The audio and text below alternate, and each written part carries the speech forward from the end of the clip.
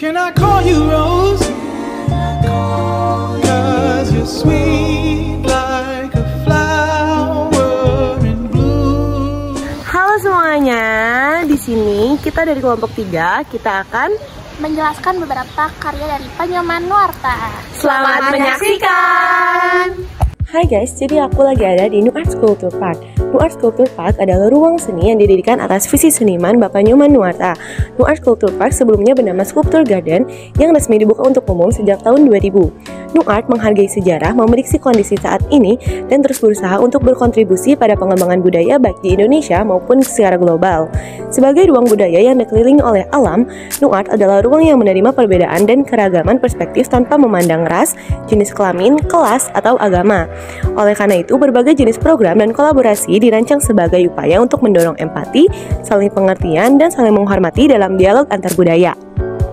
Nah, sekarang kita lagi ada di salah satu karyanya dari Bapak Nyoman Nuarta, yaitu nama karyanya Patung Oplosan. Nah, Patung Oplosan ini salah satu karyanya yang paling menonjol karena menggambarkan dampak negatif alkohol oplosan di kalangan pemuda dengan desain bertingkat dan bahan dari polyester resin. Patung ini menawarkan dimensi visual yang kuat dan pernyataan sosial yang mendalam. Patung ini menampilkan empat orang pemuda yang sedang duduk di tangga dalam keadaan bertelanjang sambil memegang botol alkohol minuman campuran.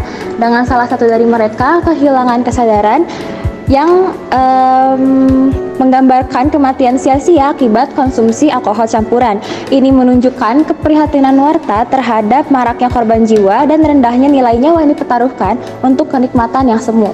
Patung ini juga berfungsi sebagai kritik sosial terhadap perilaku masyarakat yang kurang sadar akan bahaya alkohol oplosan. Melalui karya ini, Nuarta menekankan pentingnya kesadaran dan kebijaksanaan generasi muda dalam menghadapi tantangan sosial dan menyoroti betapa nyawa sering dianggap murah dalam konteks konsumsi minuman berbahaya. Sebagai sebuah peringatan dan kritik sosial, patung oplosan memberikan pesan yang relevan dan mendesak bagi masyarakat. Nah, kita lagi ada di patung kedua, yaitu patung Nightmare atau mimpi buruk. Patung Nightmare sendiri terinspirasi dari kerusuhan 13 Mei 1998 silam di Jakarta, di mana terjadi gejolak mahasiswa yang menuntut Soekarno pada saat itu menjabat sebagai presiden untuk mundur. Tragedi kelam ini juga disertai dengan penembakan mahasiswa Trisakti, serta ada begitu banyak kantor dan toko yang dijarah dan dibakar. Patung perempuan ini menggambarkan salah seorang korban yang tidak sedikit diperkosa dan dibunuh. Nah, menurut Agus Sudrajat, manajer umum New Art, berpesan, setiap kerusuhan perempuan menjadi korban dan harus sadar kita terlahir dari rahim perempuan, makna moral untuk menghargai perempuan. Nah, jadi patung Nightmare sendiri terbuat dari besi yang menampilkan perempuan yang sedang tidur. Karat yang dibiarkan sebagai bagian dari sejarah kotor bangsa ini dan tidak diproses dijauhkan seperti karya lain, lanjut kata Agus Sudrajat. Nah, makna filosofi dari patung Nightmare ini yaitu memiliki makna filosofi yang cukup mendalam. Secara umum, karya ini menggambarkan ketakutan dan kecemasan yang muncul dari alam bawah sadar manusia melalui bentuk yang dinamis dan terkadang menakutkan. Patung ini mencoba menggambarkan mimpi buruk atau nightmare sebagai refleksi dari kekhawatiran, trauma, dan emosi negatif yang tidak terselesaikan.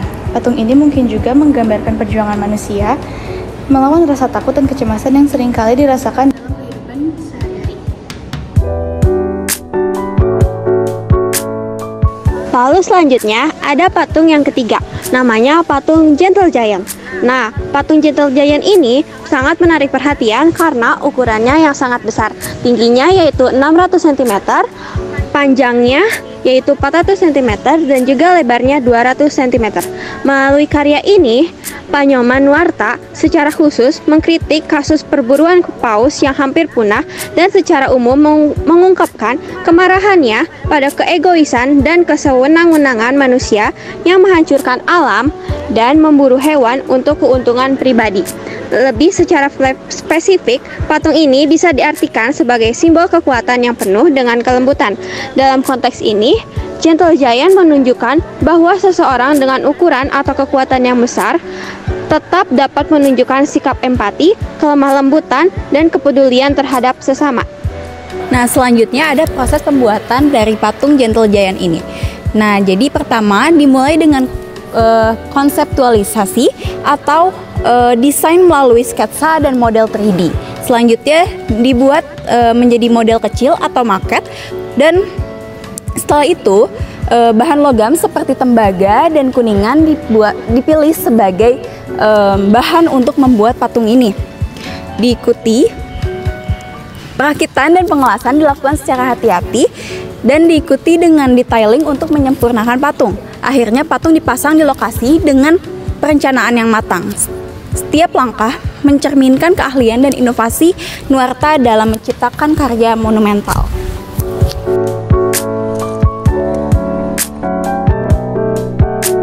Itu dia beberapa penjelasan dari kita dari 3 karya Pak Nyoman Nuarta. Terima kasih sudah menyaksikan. Bye-bye.